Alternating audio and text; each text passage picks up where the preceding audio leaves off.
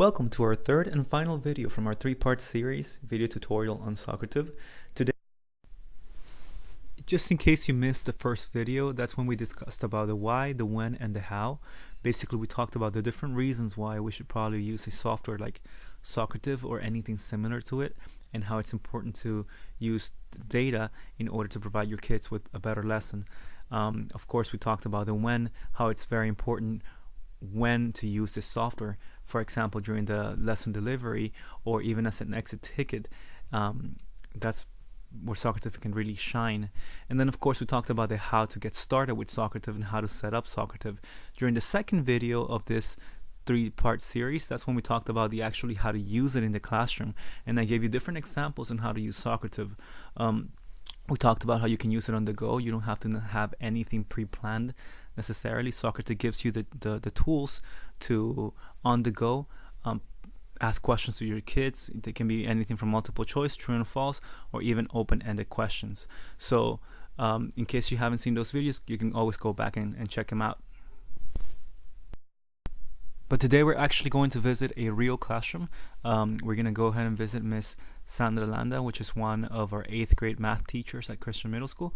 And hopefully you can see how Socrative is being used and how her kids react, and maybe some tips from her. Hello, my name is Ms. Landa, and I'm an 8th grade math teacher. I've been using Socrative for a few years now. It's been like 4 to 5 years that I've been using it. I like to use Socrative because I use it as formative assessment. To find the rule. How do we find the rule if it's a transformation? You get it 2 points? You look at your 2 points. They're already giving you the 2 points. So then, transformations. You go right. Kids really enjoy technology, so they're really engaged. So look at number 3, guys. You have this quadrilateral. I can use it as an assignment, or I can use it as a test. It gives me immediate feedback to the students and to me. So I believe Socrative helps me a lot in the classroom. 1, 2, 3, 4, 5. Is that it? Yes. So it moved 5 units. Right. Plus 5 on what? On the X or on the Y? X. On the X. At this point, Ms. Landa has already provided her students with examples on how to solve the problem, so they're working independently and they will be submitting the answers once they're finished. Answer, guys.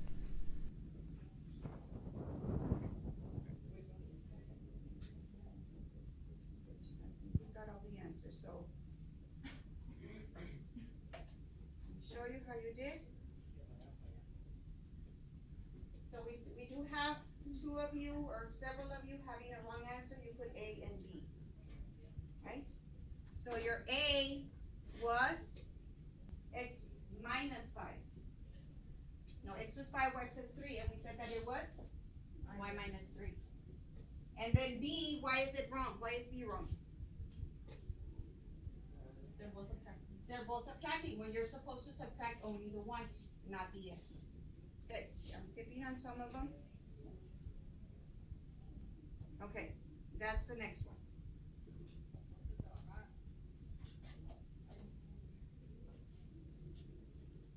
Okay, give it a try, and let's see if you can come up with something. I highly recommend Socrative. I've always suggested it to all my fellow co-teachers, and I do have several programs already made in the Socrative, and that's what I like, that I can use them every year.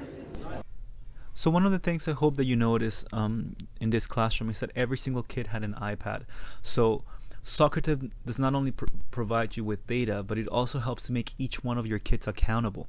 All of them have the problem in front of them, and all of them have to submit an answer, and that is very important. It's one of the things that I really like about Socrative. The other thing to notice is that Ms. Land already had collected all these questions from the past, and now she was able to pick and choose the questions that she wanted her kids to answer. And that's very powerful, because your kids need extra help on a certain subject. You can always go and look for the questions that are appropriate for that. So there you go, guys. Thank you so much for watching this video. This concludes our 3-part series on Socrative. I hope you enjoy visiting Miss Sandra Landa's classroom, and hopefully you get a pretty good idea on how to use Socrative in your classroom and the benefits that you can get out of this program. Thank you for watching. Bye bye.